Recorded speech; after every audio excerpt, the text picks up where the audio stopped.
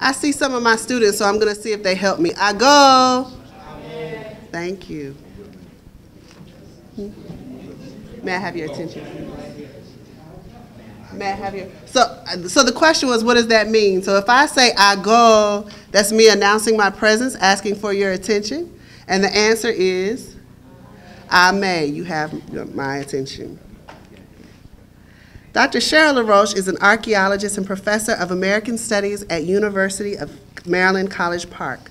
For more than a decade, Dr. LaRoche has been researching the lived realities of 18th through 19th century free black life and the relationships between these communities to the Underground Railroad. In her work, she combines law, history, oral history, archaeology, geography, and material culture to help us understand black cultural landscapes. Dr. LaRoche has worked for a number of cultural resource firms and has served as a project historian for the Smithsonian's new museum, the National Museum of African American History and Culture. She is one of the authors of the National Significance of the Harriet Tubman Historic Area for the National Park Service, and Dr. LaRoche's new book is Free Black Communities and the Underground Railroad, the Geography of Resistance. So you guys make sure you look for this. It's a powerful text that gives us a glimpse into the strategies employed by those working and employing the Underground Railroad as a means to acquire freedom for themselves and for others. Please help me in welcoming Dr. Cheryl LaRoche. So, this morning I am going to talk to you about free black communities in the Underground Railroad, the geography of resistance.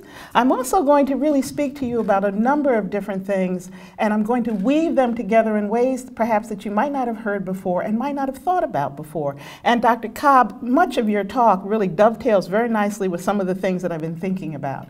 So I'm going to first talk to you about research and archaeology. I've been privileged to have been on some of the country's most important African American archaeological sites.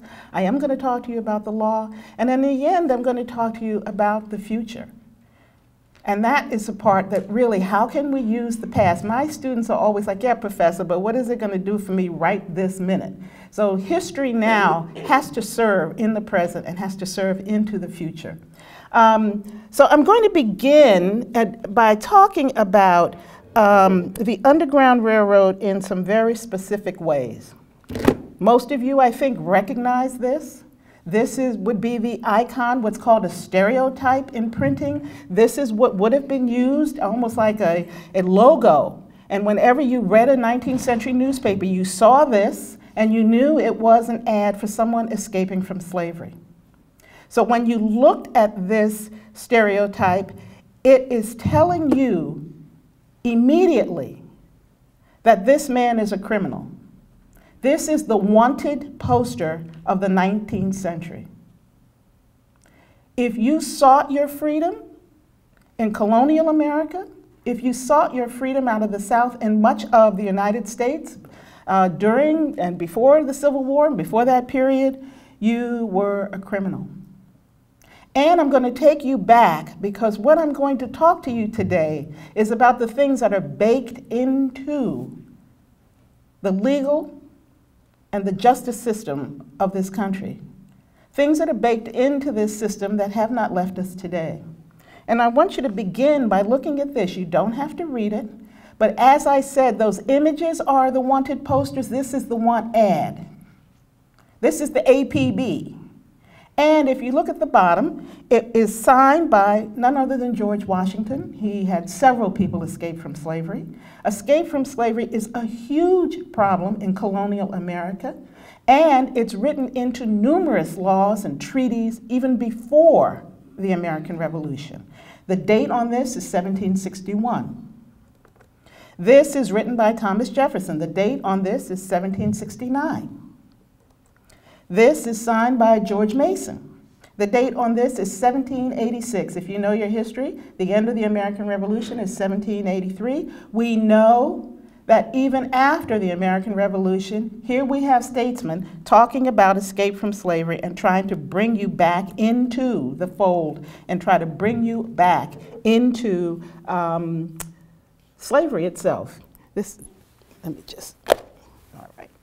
So that this is something that I think you have to really begin to understand. And what I'm going to show you next, of course, is Andrew Jackson. He too, in 1805, I think the date is on this, he too is very concerned about escape from slavery. All of these statesmen have in their understanding the fact that their charge, their people that are being held in slavery, are leaving the troublesome property. These are the people, these are the architects of your country, these are the architects of the law, these are the people who are designing freedom and democracy. These are the people who are bringing you the Constitution of the United States. So when we begin to think about the Black experience, we have to go back to the Constitution, a place none of my students ever want to go. Oh, Professor, why? But we have to begin here because this is where our African American legacy and legal complications begin. Most people, most lawyers that I talk to, don't really understand that the Constitution regulates slavery in 3 different places, although they rarely speak about slavery as slavery. So the first place, and I'm only going to talk about one of these, and any of you who are lawyers, pre-law, legal students, the first place is Article 1, Section 2. You've heard of the 3/5 clause? I'm not going to talk about that. Article 1, Section 9, it regulates the closing of the international slave trade. I'm also not going to talk about that, but I do a whole lecture just about that because of the implications and ramifications of that. What I'm going to talk about is Article 4, Section 2, Clause 3. And this is known as the Fugitive Slave Clause. This is in the Constitution of the United States. You have been criminalized at the foundation of this country. And we need to understand that if you seek out your freedom in this time period, then you must be a criminal. That really has deep implications for how we have to think about ourselves, our history, and the law, and our relationship to the law. So what I've been studying are people on the Underground Railroad who did not wait to be granted their rights, who did not wait to be granted freedom, who did not wait to be given what was rightfully theirs. So when you begin to speak about guns, yes, the Christiana riot, we know that when Malcolm X talks about by any means necessary, the people that I study are understanding that they're coming to their freedom by any means necessary. They're going to seize what was promised and not granted. And so freedom becomes the quest of people on the Underground Railroad. So we have not just men, we have women seeking their freedom. We have all kinds of stories on the Underground Railroad, and the Underground Railroad has normally been romanticized, is the word I want to use, to this high adventure, and that you have these very exciting stories, and they are, believe me, very exciting, very inspiring. It's also a very deadly exercise. People die. But the other thing that happens is people like Maria Weems. I don't know if any of you have ever heard of her. She is a young woman who escapes from slavery, and actually where I live in Maryland, Rockville, Maryland, she comes out of there. They disguise her as a young boy. They cut off her hair. They put her in boys' clothing. In the 19th century, it was pretty much unheard of. Cross-dressing was not a fad, and it was a real, I don't want to call it a taboo. It just was not done. Men did not wear women's clothes, and women did not wear men's clothes. And so when you adopted this as a disguise, they believed that you were what you purported yourself to be. And what they did with Maria Weems is cut off her hair and dressed her up as a boy and made her a coachman. And she drove herself out of slavery with a white man sitting next to her, and the white man was supposed to be the slave holder, and that's how she came out of slavery. This is the runaway ad posted for Maria Weems, and they tell you she's bright mulatto. She's a pretty, slender girl. Her family would have known that sexual exploitation is going to be in her future under slavery, and that if she gets sold, particularly to New Orleans, that this is going to be what happens to her. So Maria Weems is one of those people who gets whisked out of slavery, put into the network of the Underground Railroad, and really able to evade her captors. Much of what we see in the Underground Railroad, and for the people I study, are African Americans outsmarting their captives. These poor, degraded people, which is the words that I usually read about in the historical legacy, these poor, degraded people, these childlike people, if they're so difficult to handle, why can't you find them? If they're so difficult, if they're so childlike, why do you have law after law after law after law trying to regulate their behavior and regulate their escape? This is Leah Green, just like Henry Box Brown, which some people may have heard of. She ships herself out of slavery. She puts herself in a box. Her fiance, her intended, ships her to her future mother-in-law, and she ends up in Elmira, New York. These are the kinds of stories that we think about. And fortunately, we then again have her escape ad. So that following these people has been the traditional historical road, the traditional historical method for thinking about the Underground Railroad. So one of the things that my book, which I will pick up and show again, one of the things that the book does is really talk about geography. For African Americans, if you think about it, geography should be one of the most important topics that we're thinking about because we're so constrained and bound by geography. Where we live, how we get there, whether we're on a bus. Geography is something that should be wedded and married to history, and it rarely is. And in the work that I've been doing, I've been able to take geography and begin to look at it in a new way. And part of that geography is looking at how blacks live in the land. Wherever we are in the landscape, there's a reason for it. If I'm in a black neighborhood anywhere in this country, I want to know the history. I want to know the genealogy of your geographical legacy. Because if you're there for a reason. It is not by happenstance that you see concentrations of African Americans in the landscape. And if you look here, you know, they've got all these very general roots, but I wanted to just speak because usually when I come someplace locally, I'll give you one story. Have any of you ever heard of William and Ellen Craft? Yes, so you Georgians, I would hope, would have known about the Crafts. And they're the ones that come out of Macon, Georgia.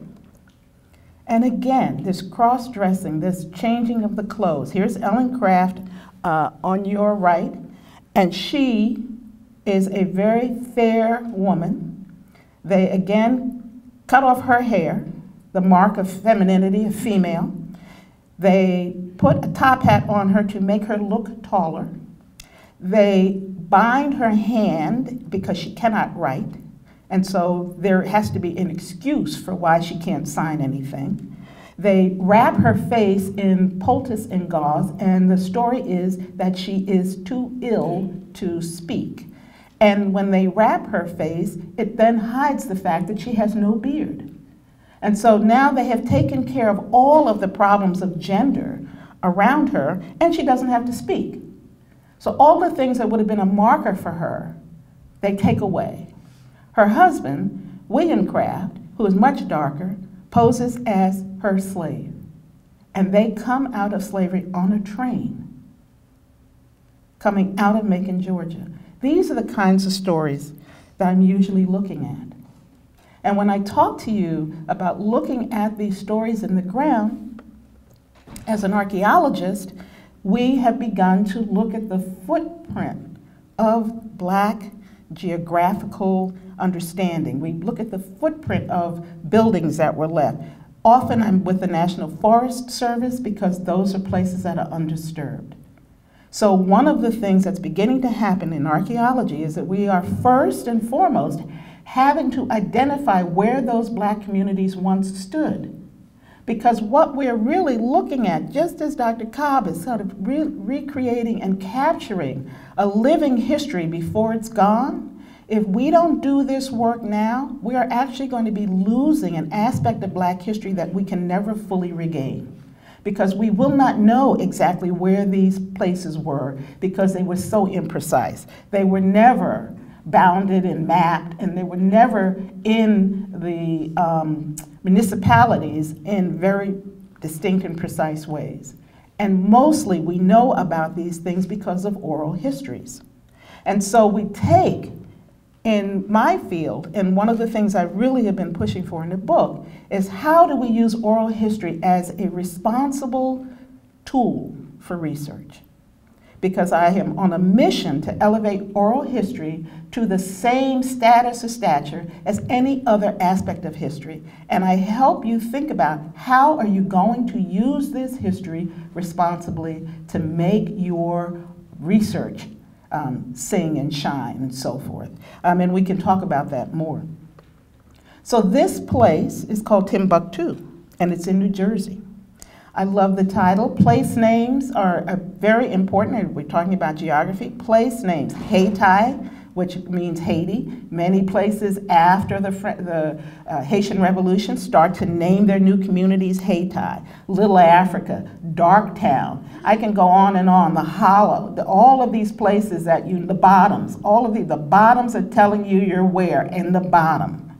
So when you look at this, I love this sign because it has many of the elements of the geography of resistance, which I have been arguing about. So first, it's an Underground Railroad stop. It's on Church Street. Many of the things that I have discovered is that in these Black communities, there are almost always churches.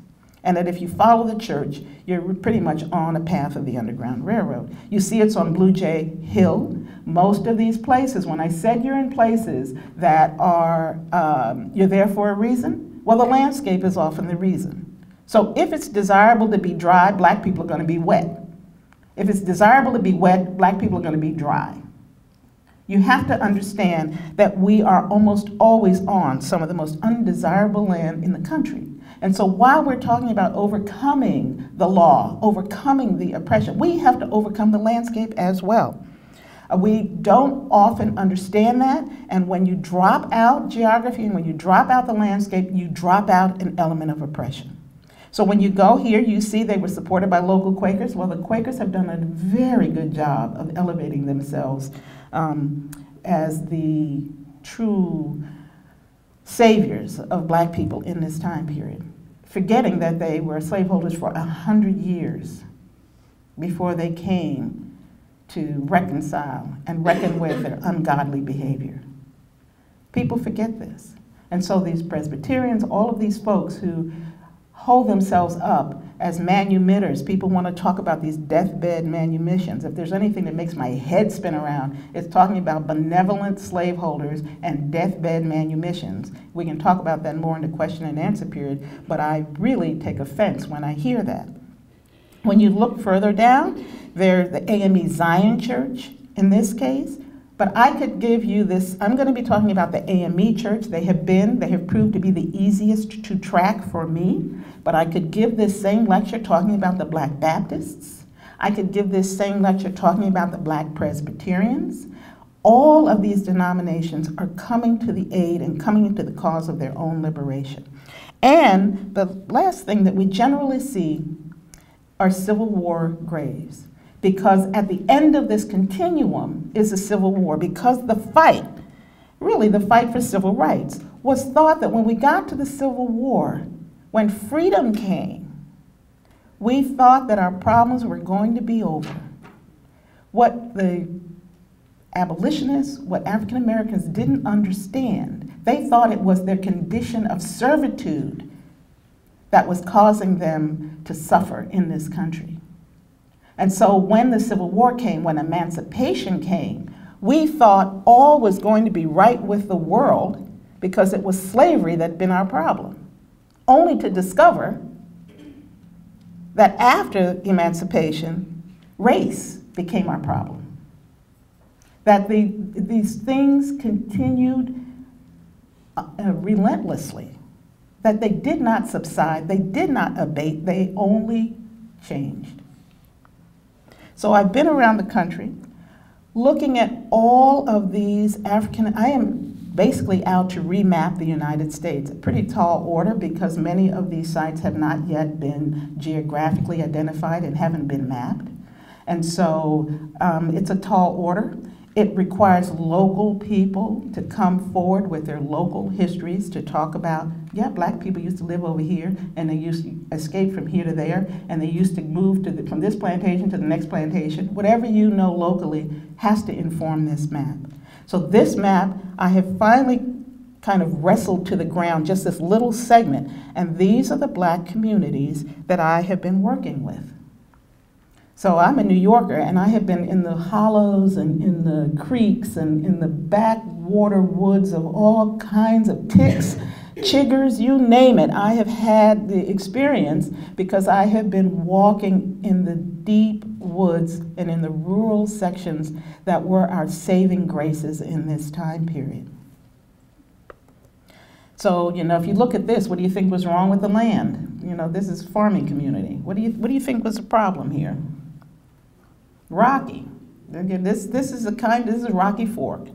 And this is the kind of soil conditions that had to be overcome. And I talk about more of this in the book, but even places where we thought the land was pristine, like New Philadelphia in Illinois, now that they've done some of the archaeological work and some of the sort of geological work, they found out that the soil is inferior to the surrounding soils. So even when something looks like it is pristine and land that is desirable, it's less desirable than what is surrounding them. So as I look at people coming out of slavery, these maps have been very broad and very broad-based, you know, just swooshes of roots, and not so specific. When I look again, I know that you can't cross out of slavery without crossing a major river. You're either going to cross the Ohio, you got to cross the Mississippi, you got to cross the Chesapeake Bay, you got to cross the Susquehanna. You cannot get out of slavery without coming across a major river. And this is truly where you have to be your most inventive, because there's more narratives about people standing at the edge of the river after they've gotten that far out of slavery. You can hear the dogs in the back, you got the river in front, and this is now the geography. This is the boundary for slavery, and this is the place that they have to now come across to get themselves out. So when you start to think about this, and so there's always on the bottom of almost every runaway ad, particularly in the early period, is a note to the ferryman.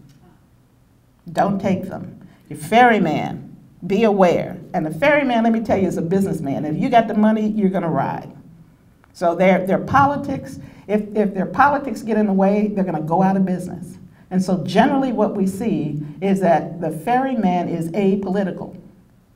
He's going to take you if you come with the money.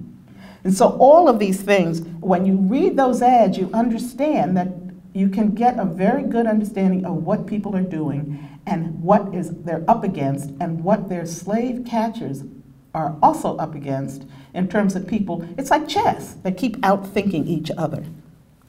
But they did such a good job that 250 years later, we still don't quite understand how this whole thing worked. So I was able to do my research because of this map. So remember I told you that I have to go and get the local histories? Now anybody who makes maps knows that no one would ever have a place point as big as those dots on that map. That's, you know, miles and miles of territory that's covered. This is a hand-drawn map by a local historian. I thank God that it was drawn. Coy Robbins in Indiana is the person that helped me kind of solve the mystery of the Underground Railroad for black people. Because what we'd been getting before just dropped us out of the narrative. We had benevolent Quakers, we had white abolitionists, and we had shivering slaves.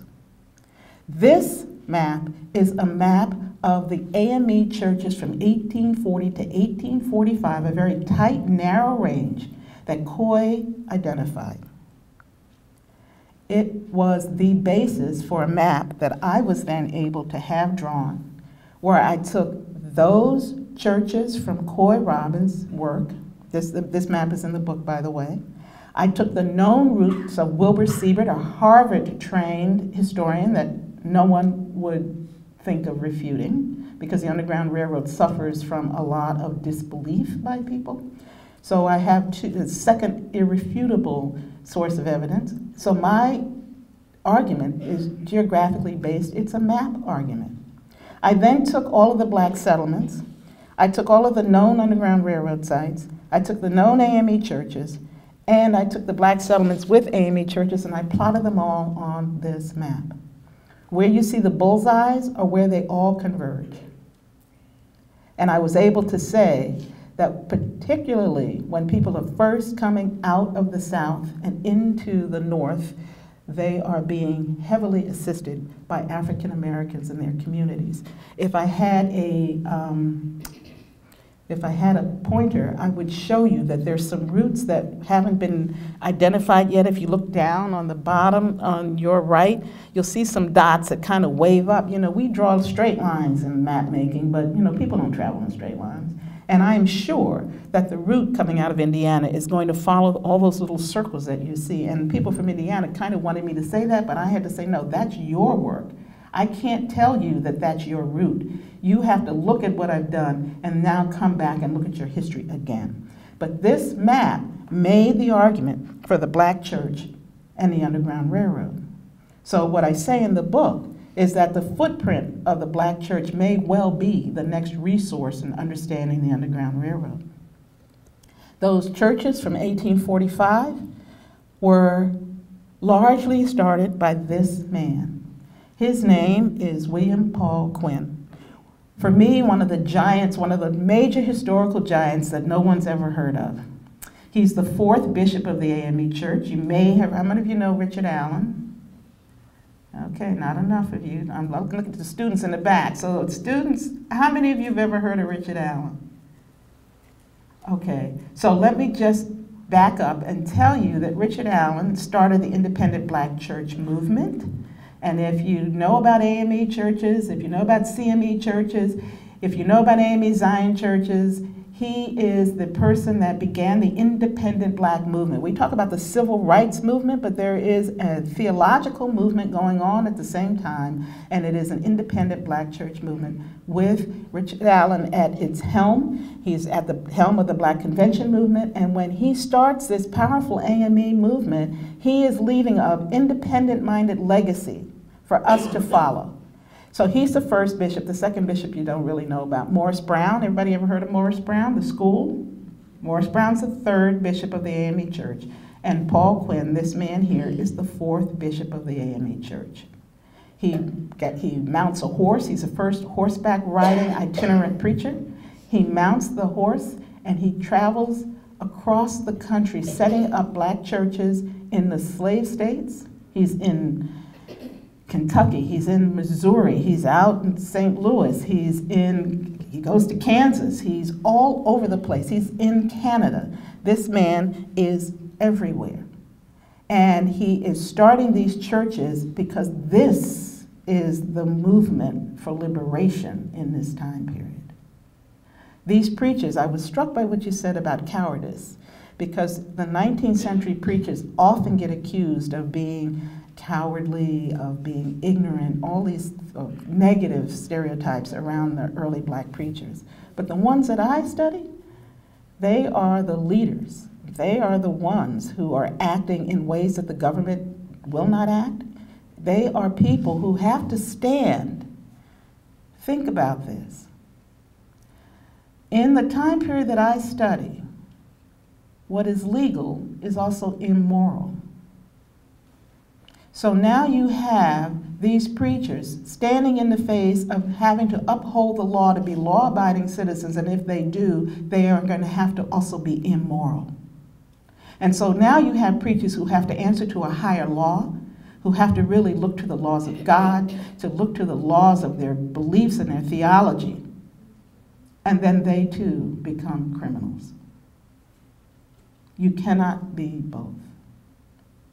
You have to understand that there is injustice in the law for black people. How are you then going to look at and deal with a legal system that you have inherited that is both immoral and unjust, but legal? So if you think about Ferguson, it was legal to shoot Michael Brown. It was also immoral. If you look at what's happening, Eric Garner, if you look at what's happening in New York, if you look at Tamir Rice, it was legal to kill those men. But it was immoral and it was unjust. These same questions that we've been dealing with in the Underground Railroad, century and a half before, are still here. How do we cope with these things? How do we actually what happens in your life when something happens that you know is legal but immoral and you are opposed to it? You still have to decide, am I going to be a lawbreaker? Or am I going to be a person who stands against stands up for their moral beliefs? It's a very nuanced history, and we often get black history handed to us in these black and white terms. And the nuance is deep. We really do have to grapple with some of the very difficult questions that are not taught to us. And they're not taught to us for many different reasons. One, because lots of times people don't dabble across all the disciplines to bring you this holistic understanding. You know, if I can bring art in here, I do that too. I throw everything at it because it's all relevant in my life, in my world. So what does Paul Quinn do? Along with establishing these churches, this is the AME church at Rocky Fork. Most of these churches look like this, small one-room houses. He is very busy bringing that denomination across the country. He's called the Apostle of Expansion. I'm very kind of mesmerized by this man. He's been exceedingly difficult to research because you just have to basically have a travel budget to go across the country and to Canada a couple of times and back and forth. Because whenever I show up to ask the questions, I generally know more than the people that I'm asking. And so they want me to stay and do their local research, and I can't do that. I can't do my work until local people have done their work. I'm taking it into the larger narrative, and I can't stay on the ground in Frederick, Maryland and do the research, or down with Harriet Tubman. I can't do the research. And so I need you all to do your work so that we can come back. But one of the things that Quinn does when he is establishing these churches double as schools. So most of you have heard of Sabbath school. What do you think that translates to in today's parlance? Sunday school. So what is happening in these little churches are Sabbath schools. And when Paul Quinn comes back to talk about his churches and all of these things that he's done out west, he lists all of the Sabbath schools, all of the students who are in the Sabbath schools, and all of the teachers who are in the Sabbath schools. So he is establishing all of these schools across the country as he travels. Why would he be doing that? Any idea? We're going to talk about it. One of the ways in which people are able to gain literacy is by telling the slaveholder that they want to read the Bible. The Bible is the book of literacy. The Bible is legitimate reason for learning your alphabet. You know, I usually give a whole talk just on literacy. There are different forms of literacy, different types of literacy, which I'm not going to go into. But you'll see that there's also a Masonic emblem in the middle of this Bible because most of these preachers are also Masons. All of these black organizations are coming together to aid one another. They are in concert with each other.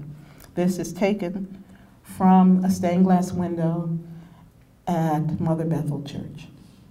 It's a stained glass window donated by the Masonic Lodge in Philadelphia, one of the first lodges after Boston, one of the first lodges, and Richard Allen and Absalom Jones are the people who set up that lodge. And so again, there is a strong correlation between AME, the preachers, and the Freemasons. But I want to go back to why we have to set up these Sabbath schools in the first place. Now, I've already told you that the law is not your friend if you're an African American, basically in this country. I mean, I'm just going to lay it out. I'm not going to stop at the Civil War because it would be, I wouldn't be telling you the truth. So that the law has always been a problem. So we know, and I haven't done deep research on this, I'm just putting this up as an example. We know that there is anti-literacy laws on the books, anti-literacy laws in South Carolina in 1740, and again in Virginia in 1819. In Maryland, my home state, we don't have anti-literacy laws, and we wanted to pat ourselves on the back for that. But Maryland operates by convention, and the slaveholders just get together in a back room and decide what will and will not happen, and it does not happen. And so literacy, you get, if you look in the slave narratives, if you look at Pennington, if you look at Frederick Douglass, and if you look at Harriet Tubman, Tubman wasn't beaten, but Pennington, Douglass, and Josiah Henson were beaten to a pulp when they were discovered as having had books for reading in their possession. So you must understand that literacy in this time period is an act of sedition. Do you remember? If you saw 12 Years a Slave, do you remember when they told Solomon Northrop, do not let them know you can read and write? You remember that? Do not let them know you are as smart as you are. Do not let them know, because white supremacy says you can only be so smart because for whiteness to remain supreme, you can't be smarter than it. Because if you are actually smarter than white supremacy, you subvert all of what white supremacy is. So you are in a conundrum. So if you move up here and are outthinking white people and white men and white supremacy, a couple of things have to happen to you. Generally, you have to die. But at the very least, you're going to have to be ratcheted back so white can hold itself as supreme in a level of mediocrity. So when you understand that white supremacy fosters mediocrity, you'll start to have a different understanding of how these things work. So Solomon Northrop is a perfect example of somebody who has to hold himself back, who has to be less than he is in order to support white supremacy. So when you look at the ads for people escaping from slavery in this time period, and again, I don't have a pointer and I don't want you to read the whole thing, but this is telling you about this Philip Snowden, and Philip Snowden reads well and he writes. This is such an important aspect of who you are that they take their time and their money to put it in these ads, which they're paying for by the line, to let you know that this is a person who is educated. This is a person who is equipped with literacy. They can read what you're saying. This one I particularly like because it's a woman, again, in my area of Rockville. And she is medium height. They tell you she's very intelligent. You see this a lot because there's a theory that says only the intelligent slaves escape. And you have to say only the intelligent slaves escape because we can't find you. And of course, you're outthinking us, so you have to be really smart. So you have these intelligent slaves, and it says she's able to read and write well and may have prepared her own papers by herself. So what you realize is that here's somebody who actually is able to write her own past and to get herself out of slavery. This is a problem. This is where sedition really shows up. So that if you can get yourself out of slavery with a pass, you're going to be able to do it. So when you start to understand why education becomes something that is so critical, what happens when you can read? What happens when you can write? What happens?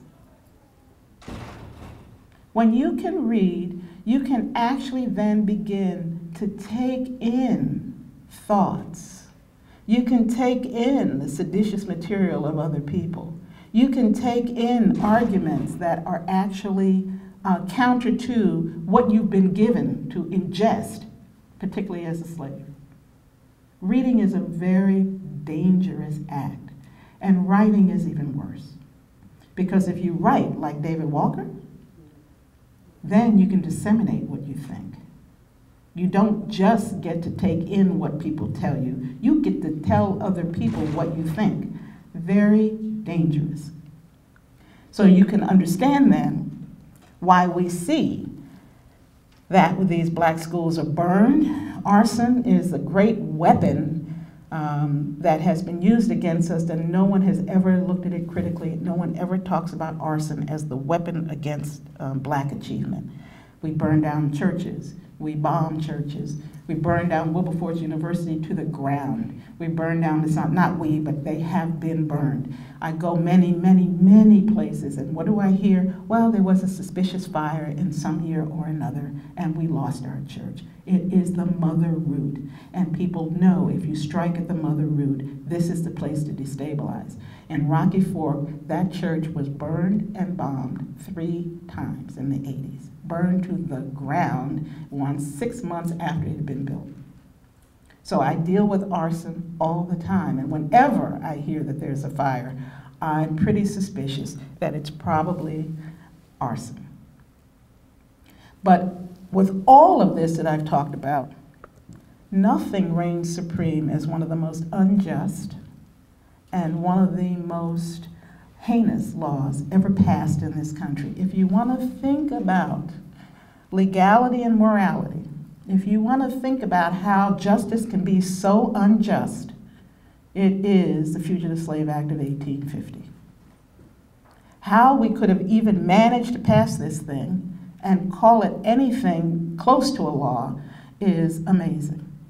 And this isn't the first, this is probably the fourth, because you know there's a Fugitive Slave Act. I told you in the Constitution there's one in 1793. There's one in the Compromise of 1820. There's one in 1850. There's one that comes later on in Kansas and Nebraska. And I'm not even talking about the minor acts that talk about escape from slavery. If you want to think about the magnitude of the problem, all you have to look at is the number of laws and the wording of the laws that are trying to regulate this behavior. So what we have is a fugitive slave law that now deputizes Americans, anybody. Before the fugitive slave law, the South was the geography where one had to escape from, to the liberal, not all-embracing, but at least safer North. After the Fugitive Slave Act of 1850, there is no safety in the land. This is why Harriet Tubman says, I got to take you all the way and put you under the British paw, is what she says. Because she knows that this whole country is deputized against you. So now when you look at the map and you look up north and you look into Canada and you look up at Toronto and St. Catharines and Dresden and Chatham and North Buxton, all these places that I have to also go to track the AME Church, because the AME Church puts their church up there. It's called the BME, the British Methodist Episcopal Church, because they had to separate from AME. But the BME comes out of Paul Quinn, Morris Brown, all of these folks, Willis Nazary, who are going up into Canada and bringing that liberation theology back up into that land. This map now starts to tell you why Canada becomes so important, why it means that we have to look to the geography again to understand the black experience. You also know in this time period, a little bit earlier, but two of the greatest abolitionists that we have. On the right is William Lloyd Garrison, and on the left, of course, is Frederick Douglass. When they begin their collaboration, Douglass comes out of slavery. He tells his story at anti-slavery meetings, and he is an instant hit.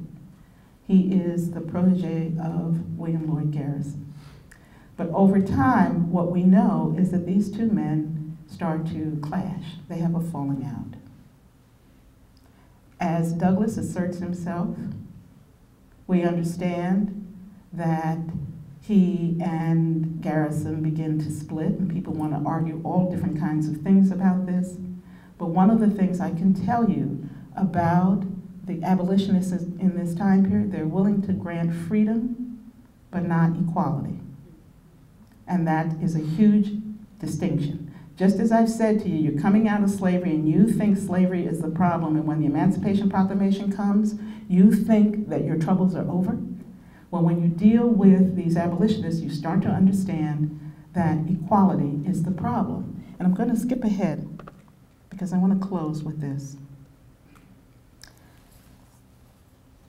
Things change, but they don't transform. We have a black president. That's a change.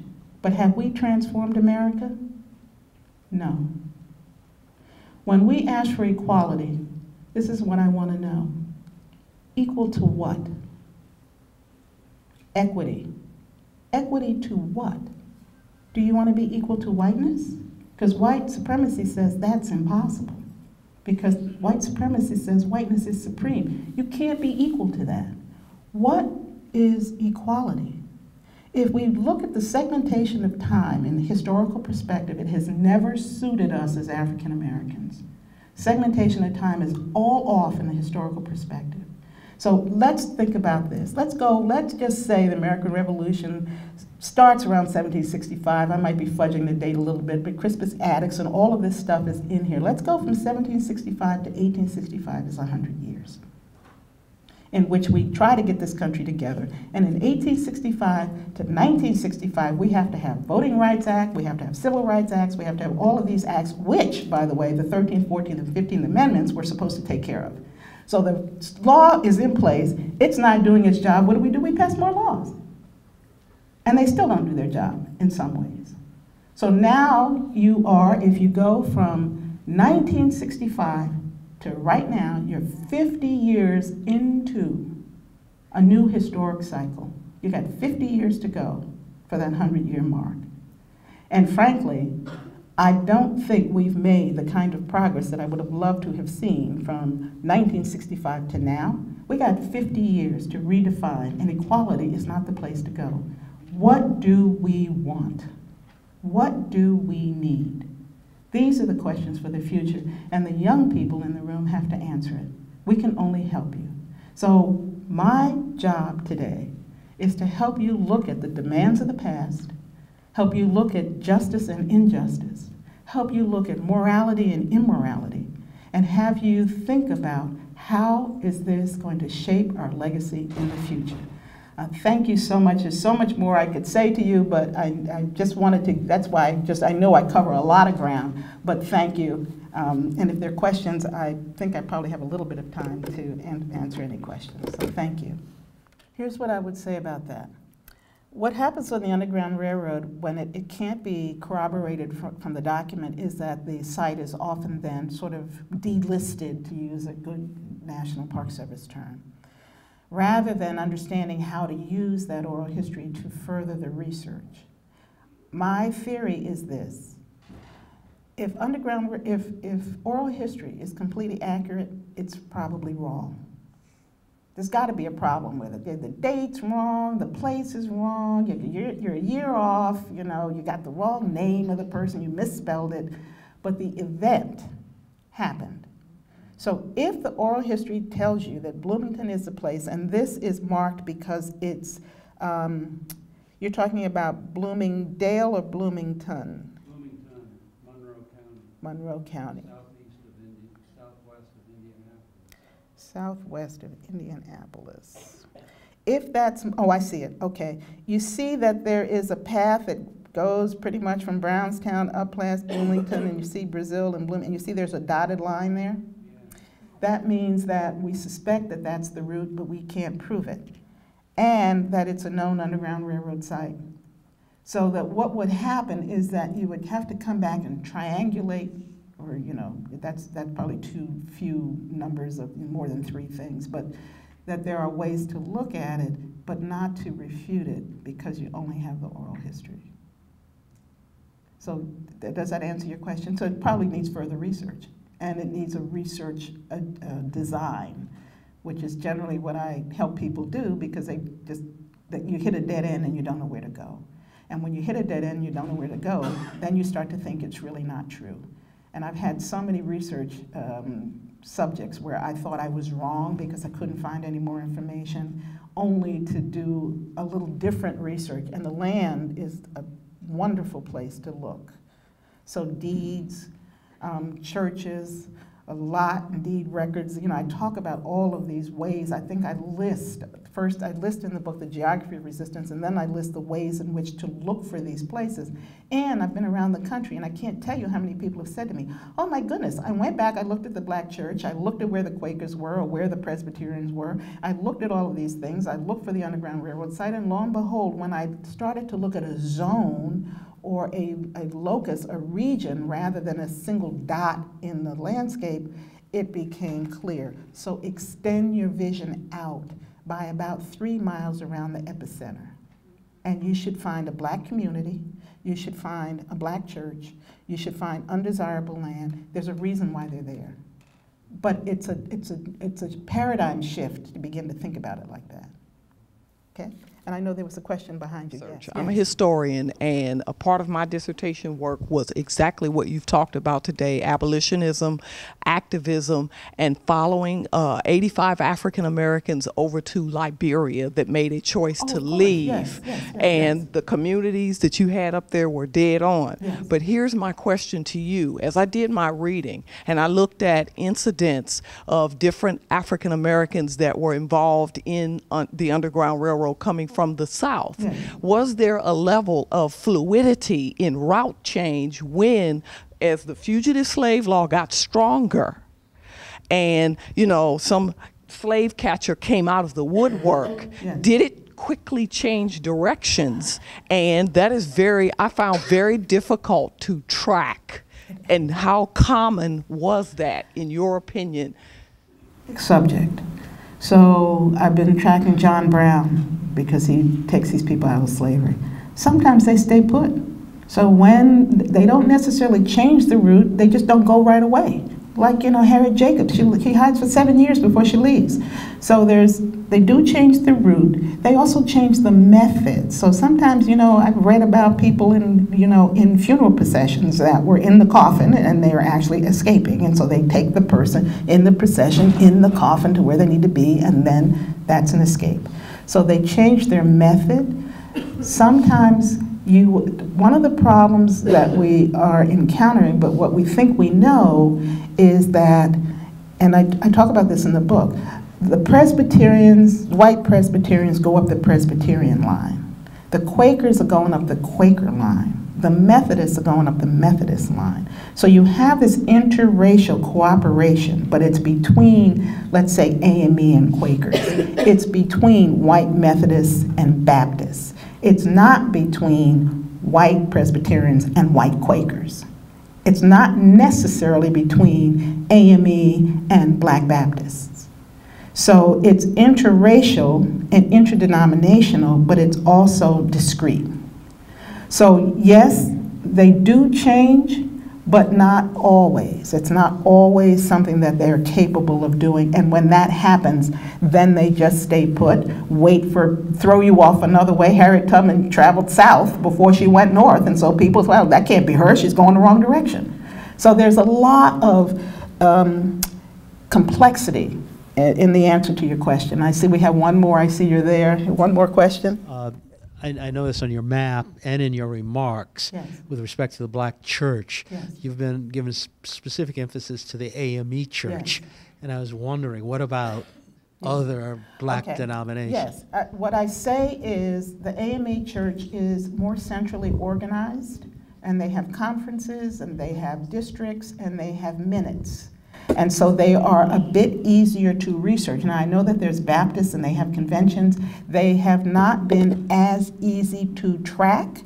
And the history that I've been able to find with that map was more centered on AME. But I said at the opening of my talk is that I could make this same lecture for Black Baptists, AME Zion. Remember, CME comes up after the war. Black Presbyterians, I've been in many, I could talk to you about the Black Presbyterians as well. So yes, this is across denominations. The activism is much greater than we have been led to believe from the historical record that we have received. So yes. Thank you for your wonderful questions. I really appreciate it. Thank you so much. I feel like the villain now, I'm sorry. But I want to say a special thank you to Dr. LaRoche and Dr. Cobb for them sharing with us this morning. Truly, it has been a morning where we have emphasized intergenerational relationships and interdisciplinary studies.